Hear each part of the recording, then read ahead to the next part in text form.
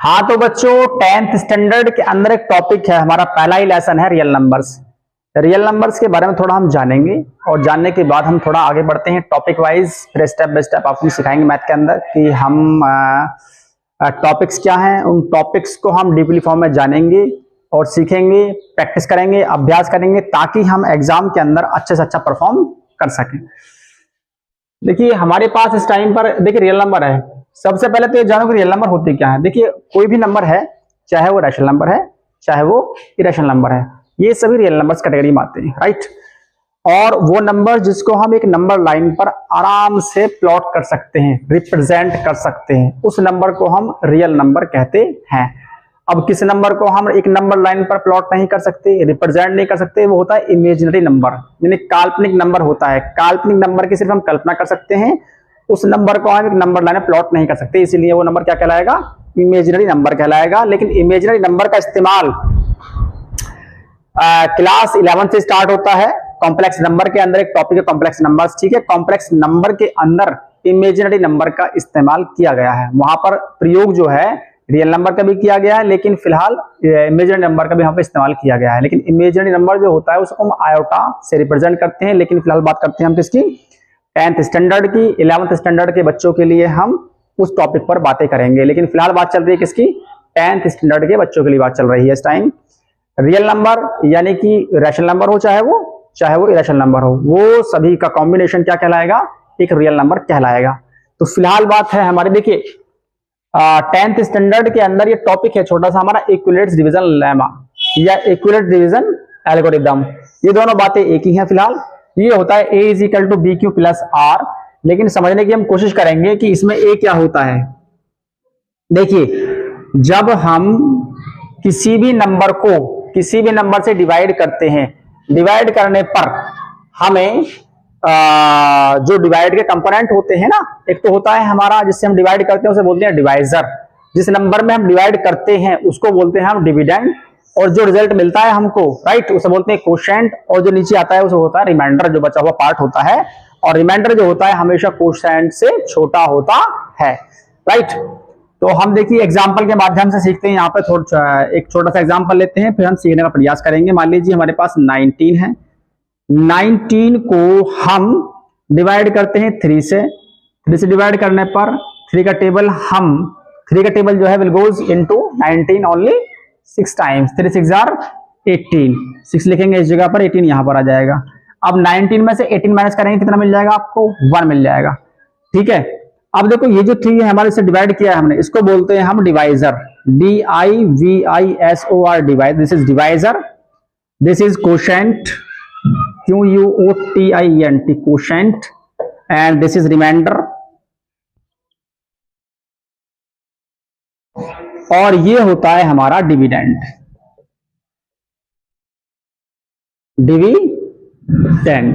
समझे बच्चों। तो ये होते हैं हमारे एक डिवाइड जो प्रोसेस होता है हमारा, डिवाइड प्रोसेस के अंदर जो इसके होते हैं हमारे कंपोनेंट।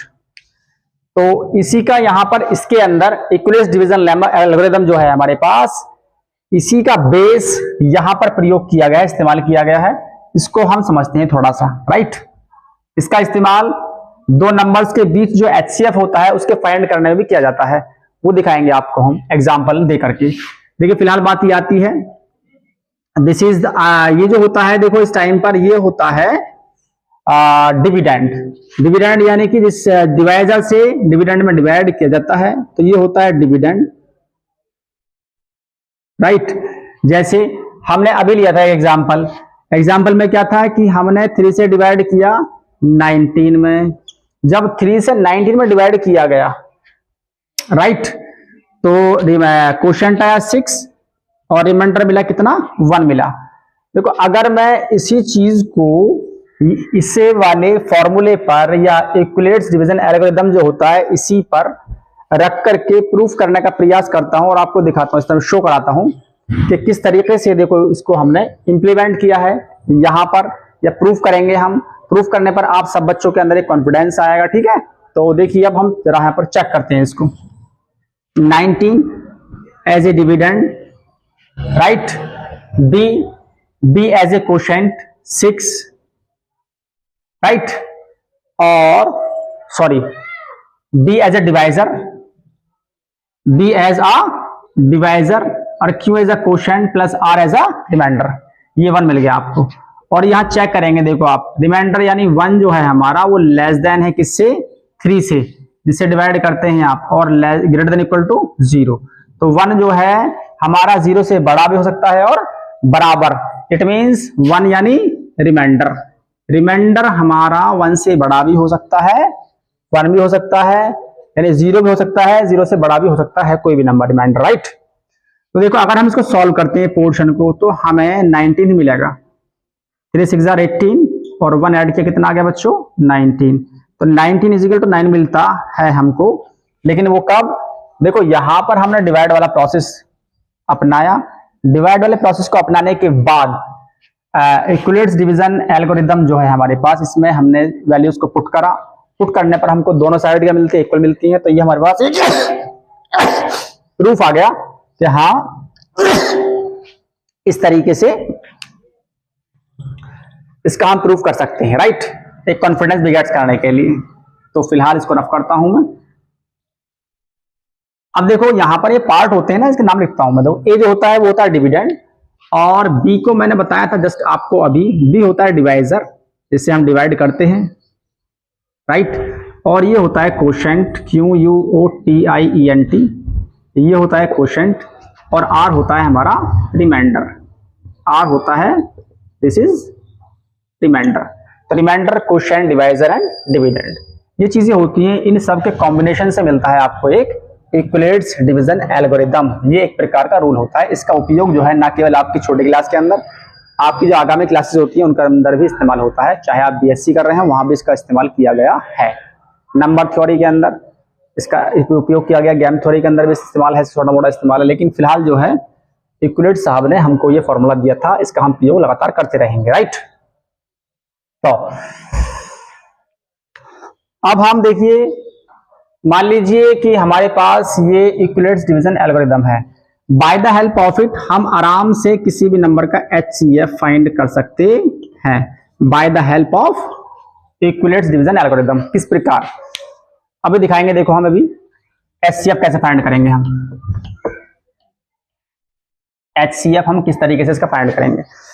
मान लीजिए मेरे पास कोई नंबर दिया है 18 और दूसरा नंबर दिया है मुझको 12। ये 2 नंबर दे रखे हैं और हमसे कहा गया है क्या, फाइंड HCF। HCF फाइंड करेंगे बच्चों आप किसका, इसका। क्या आप फाइंड कर सकते हैं। अब हमसे ये भी कहा गया है by using Euclid's division algorithm, by using Euclid's division algorithm find out the HCF of 18 and 12। तो यहां पर सब बच्चे ध्यान देंगे इस टाइम पर कि किस तरीके से हम इक्विलेट्स डिवीजन एल्गोरिथम की हेल्प से 18 और 12 का हम HCF फाइंड कर सकते हैं। देखो जो इस टाइम पर शो हो रहा है, देखो 18 और 12 है। 18 क्या है हमारा, ग्रेटर है किससे, 12 से। पहली बात तो ये आपको दिखाई दे रही होगी, यस सर कोई दिक्कत नहीं है ऐसी। तो जो बड़ा होगा हमारा वो एज ए डिविडेंड होगा। तो यहां पर 18 को हम पुट करेंगे इज इक्वल टू 12 से divide, as a divider use करेंगे आप। 12 मल्टीप्लाई 12 में हम कितने से मल्टीप्लाई कर दें, जो 18 के नजदीक हो, ज्यादा ना हो, राइट, इससे फालतू ना हो, बिल्कुल भी ज्यादा ना हो इससे। अगर हम 12 का 12 पाते 2 टाइम्स तो 18 ज्यादा हो जाएगा, इसलिए हम लेंगे 1 टाइम्स। 12 1 12। अब क्या बचा हमारा, अब इस 12 1 12 के अंदर 12 में हम कितना ऐड कर दें जो हमको 18 प्राप्त हो जाए। तो जस्ट इमेजिन, ऑब्जर्व करेंगे तो क्या ऑब्जर्व किया हमने, 6 अगर हम 12 में ऐड करेंगे तो क्या मिल जाएगा आपको, 18 मिल जाएगा। लेकिन इस प्रोसेस को हम आगे बढ़ाएंगे, किस प्रकार बढ़ाएंगे, देखिए, जब तक रिमाइंडर की जगह पर 0 नहीं आ जाता है। रिमाइंडर की जगह पर 0 आते ही जो हमारे पास एज ए डिवाइजर की पोजीशन पे नंबर आएगा वही 18 और 12 का HCF कहलाएगा। लेट्स सी, देखते हैं। अब देखो 12 दिख रहा है आपको, ये इधर आएगा, इधर डिविडेंड की जगह पर आ जाएगा। 6 एज ए डिवाइजर बन जाएगा, मल्टीप्लाई 2, क्योंकि 6 टू क्या होता है, डायरेक्ट हमारा 12 होता है। अब 12 इक्वल टू 12 हो ही चुका है, तो प्लस क्या मिल जाएगा बच्चों, रिमाइंडर एज ए 0 मिल जाएगा। अब जैसे कि बताया था मैंने आपको, जो डिवाइजर की जगह पर है एज ए डिवाइजर जो है, क्या मतलब एज आर डिवाइजर जो होगा वो ही हमारा 18 और 12 का HCF कहलाएगा। तो क्या कहेंगे बच्चों आप कि HCF क्या मिला आपको इस टाइम पर 6 मिला। तो इस प्रकार आप आसानी से बाय द हेल्प ऑफ क्या, by the help of what, division, sorry Euclid's division algorithm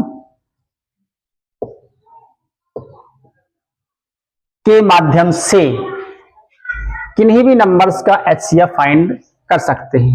तो मुझे उम्मीद है बच्चों कि ये बात आपको समझ में आ रही होगी अच्छे से। चलिए कोई बात नहीं, फिलहाल हम एक फॉर्मूला होता है, देखिए इस टाइम हमारे पास एक फॉर्मूला होता है, उस फॉर्मूले की हेल्प से हम LCM भी फाइंड कर सकते हैं, नंबर्स का HCF फाइंड कर सकते हैं आराम से। लेट्स सी देखते हैं वो फॉर्मूला कौन सा होगा। मान लीजिए इसी को ले लेते हैं आप एग्जांपल के लिए, कोई बात नहीं ऐसी। मान लीजिए हमारे पास दो नंबर दिए हैं आपको A और B। ये A है, B है, या CD ले लो आप, मर्जी आपकी एज यू विश। और हमसे कहा है कि HCF A एंड B और LCM A and B, right. HCF AB का, LCM AB का, सेम नंबर्स का LCM, सेम नंबर का HCF, इनके बीच में रिलेशन क्या होता है, और इस रिलेशन की हेल्प से हम आसानी से नंबर्स के LCM भी, नंबर के HCF भी और उन नंबर्स को भी आराम से फाइंड कर सकते हैं। लेकिन कब, जब आपको मान लीजिए कि तीन बातें दी होंगी, दो नंबर दिए हो, HCF दिया हो, LCM फाइंड करना है तो कर लेंगे आराम से आप, या दो नंबर दिए हो, LCM दिया हो तो HCF फाइंड करना है, कर लेंगे आप आराम से, राइट।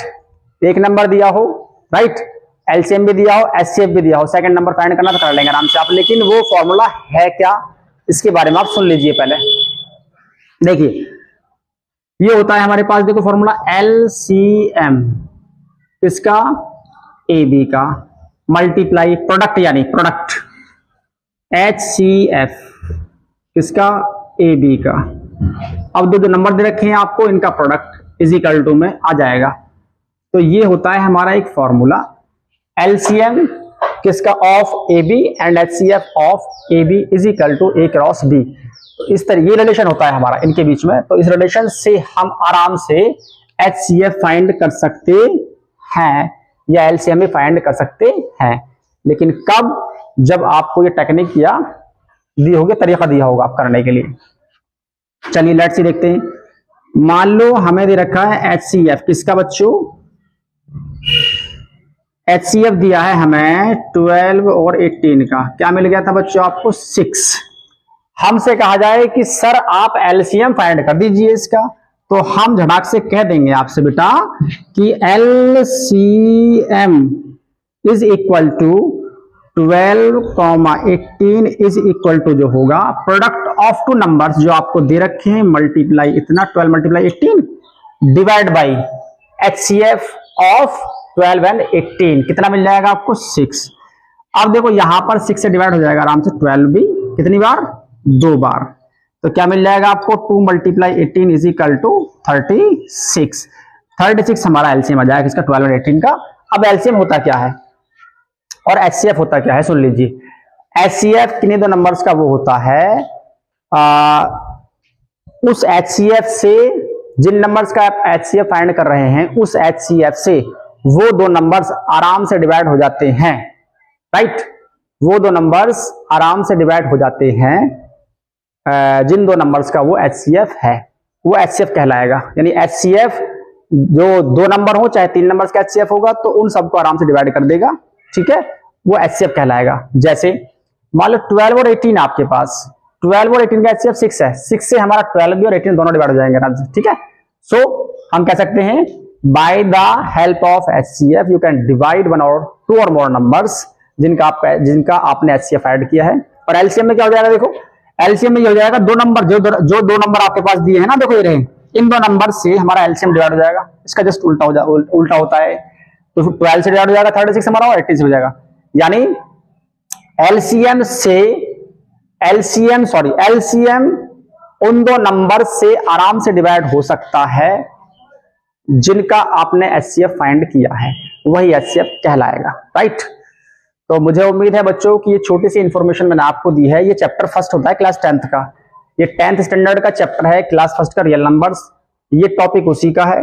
ये जो इंफॉर्मेशन है हमारे द्वारा दी गई है इस टाइम पर, चाहे बोर्ड एग्जाम कोई भी हो आपका बोर्ड हमारे देश के अंदर, चाहे यूपी बोर्ड है, राजस्थान बोर्ड है, बिहार बोर्ड है, ठीक है, एमपी बोर्ड है, कोई बोर्ड आपके पास है, तो उन सब के लिए ये इंफॉर्मेशन बेनिफिशियल है।